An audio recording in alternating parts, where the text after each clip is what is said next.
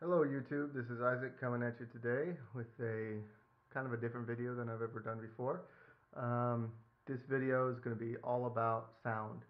So I'm going to tell you right now, get yourself a pair of earphones, good ones, or good speakers, and plug them into your computer right now. You don't want to be listening to this with just the crappy speakers on your laptop or something like that. Okay, so what's the sound that we're going to compare? I'm going to be comparing the sound of two different microphones, but this is not going to be your typical this mic versus that mic kind of a video. Instead of different brands of microphones or something through the same amp, what I'm going to be comparing is the same microphone element housed in two different microphone housings. I repeat, the same element in two different microphone housings, and what the difference the two housings make on the sound for harp out of the same amplifier at the same settings. This is my Epi Valve Jr amp, slightly modified. Now, what are the mics I'm going to be comparing? They're nothing super duper fancy, the brand anyway. It's not something you might typically hear people talking about for harmonica. I'm going to be using a $30-ish Pioneer dynamic vocal microphone. The model number is DM21A, 600 ohm impedance, so low mid impedance, made in Japan. This is a typical vocal microphone, nothing super top of the range, not crappy though. I mean, not like a $10 microphone, okay? About $30 I think you'd pay for this in the store. I had several of these. I got them on a sort of online auction lot. They kind of came with some other equipment I bought. And it turns out they're pretty good for harmonica. They're low impedance, so if you have an amp that takes low impedance, this is actually a decent sounding microphone. Now, what am I comparing with? Well, I'm going to compare the way this microphone sounds stock. This is just it off the shelf versus a microphone that I built using the element out of an identical mic, sounding exactly the same before the modifications, but rehoused in a nice vintage Turner Plus One mic shell that I chopped down and painted and made a custom gasket for the element, etc.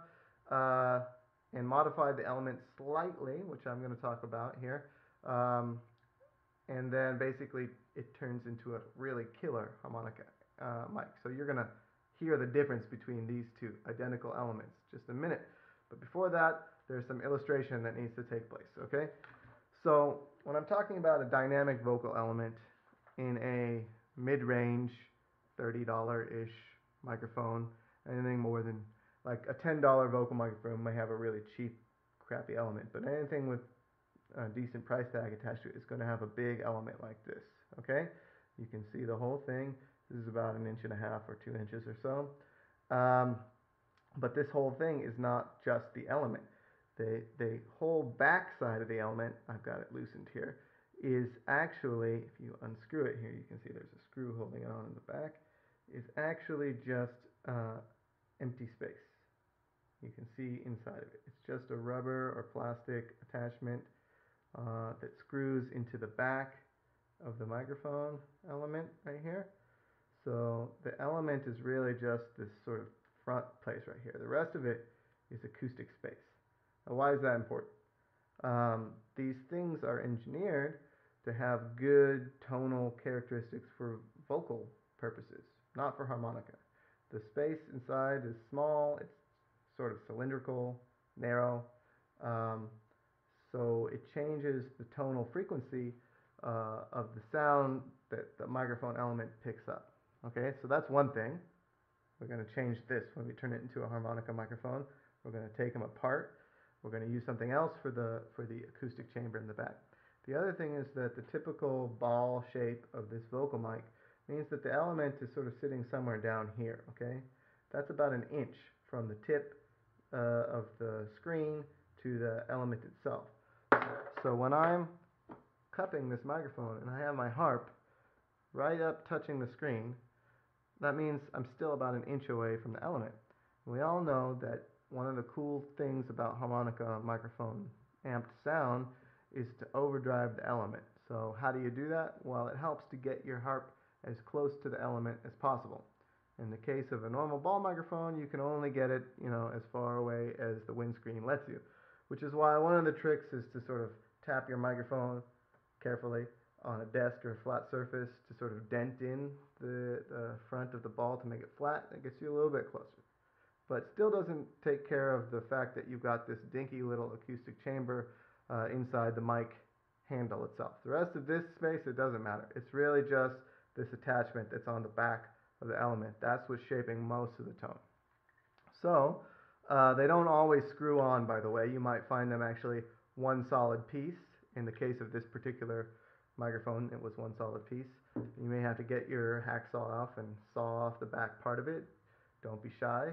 Well, I won't guarantee you, but I'm telling you right now, 90% of the time, 99% of the time, it's just empty space. That you're doing a good thing by cutting off the back of the element. Okay. So now you've got your element in its sort of raw form like this. What you need to do is find yourself a different shell. So I've got a whole other video about building a sort of bullet-like shell from parts you find in the hardware store, fence post cap, and a little plumbing fixture. That will work just the same. You need something just it's bigger, solid. The metal helps. The shape helps, probably changing the tone, but it's got to be bigger so that it resonates at a deeper frequency, because that's what you really want. You want something deep and resonant. This whole shell is great for that. And then you need to make a gasket. I show you in that video about using these rubber sort of feet for under tables or something like that. They're about the same size, same diameter, and you can cut out a slot sort of hole to sort of fit this element in, and it gaskets it in real tight. Well, that's been done in here. Okay, so this element is sitting right in there, gasketed up real tight so that the back of the mic, this acoustic chamber, is totally sealed, airtight from the front of the element. Okay, that's really important. And then also, this element is now sitting right up there, touching the front of this grill. Okay, so when I hold my harp up to this microphone, right, when I'm playing through it, it's really close to the element, so I can really overdrive it. Okay, so that's the background information. Let's get to the sound test. Now, I've got a little A/B pedal here, so the amplifier setting is going to remain the same, and I'm just going to be going back and forth between the two microphones. First off, this is an A Special 20 with a wood comb retrofitted. First off, we have the standard Pioneer microphone off the shelf.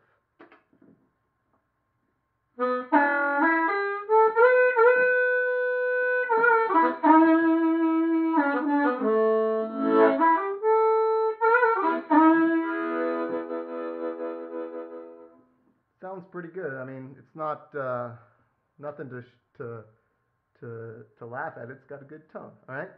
So let's turn that off, and we'll pick up this microphone, this bullet mic with the same exact element, just modified slightly in the housing, and we'll see what that sounds like. Now, I don't have this microphone at full volume. This one has no volume control. That was full. That's all you're ever going to get out of it. This one is up and then dialed back just about 10 cents or something like that.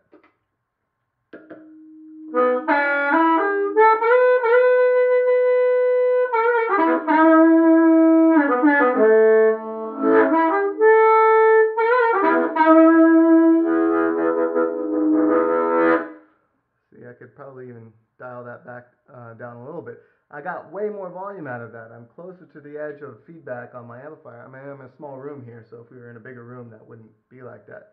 So let me turn actually all the way up and fight the feedback for just a minute, facing this way, if you don't mind. And you'll hear what it sounds like letting full loose.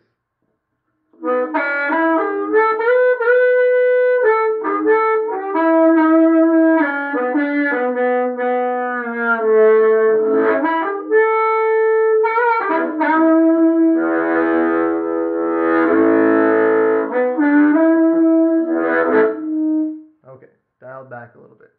So let's do that one more time, okay? I'm going to keep this microphone dialed back about a quarter turn, okay, on the volume control. Back to the old Panasonic, Pioneer, just the standard off the shelf.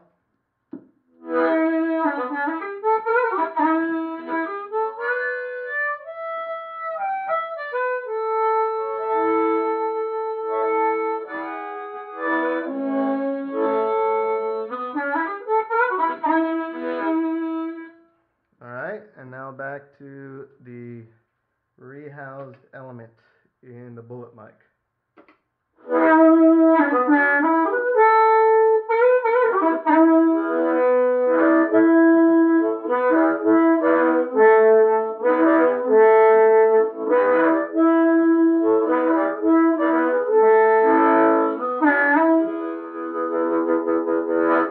Wow, okay, so that's a totally different sound. Let's play something slightly different.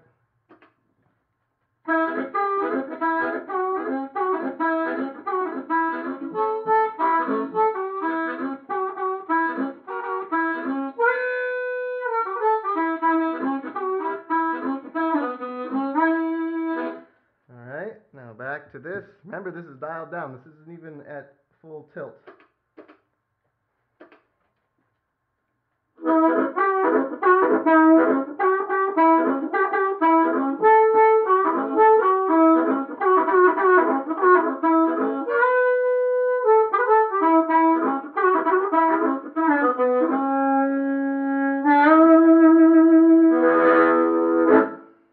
Alright, I think that's probably demonstrated the point enough. This microphone, by the way, is not for me. This is for a friend of mine, a fellow Modern Blues Harmonica board member, who kindly sent me some really cool other harmonicas, a bass harmonica, some cool octaves and alto harmonicas that he bought in exchange for me helping. He originally was going to fix a mic of his that wasn't quite working. Instead, he doesn't know this yet, he's getting two mics. He's getting this awesome Turner mic shell with the cool Pioneer element inside, dynamic element, and then this is a clone of a bottle of blues mic with most of the guts of his stuff in there, but with a new little element, the same kind of element he sent me, but just kicked up a notch. Anyway, don't want to let the secret out. Shh, don't tell. The point of this video was to show you that don't be always sort of distracted by classic elements and classic mics. You can get really good tone just by thinking a little bit about microphones and the frequencies and the tonal response. And you can take something that you found, in this case I got a lot of these in an online auction, just as an aside with something else, several of these Pioneer microphones. It sounds pretty good on its own, and just by doing a few simple things you can learn about for free. I've got the Instructable and videos that show you everything that you need to know how to do this. It shows you exactly step by step how to do this. And you can end up with something that sounds just so much better. And you have the satisfaction that you, one, did it yourself, two, save some money, and three, you have something awesome now. Just awesome. Alright, this is Isaac, signing off, and I will catch you on the flip side.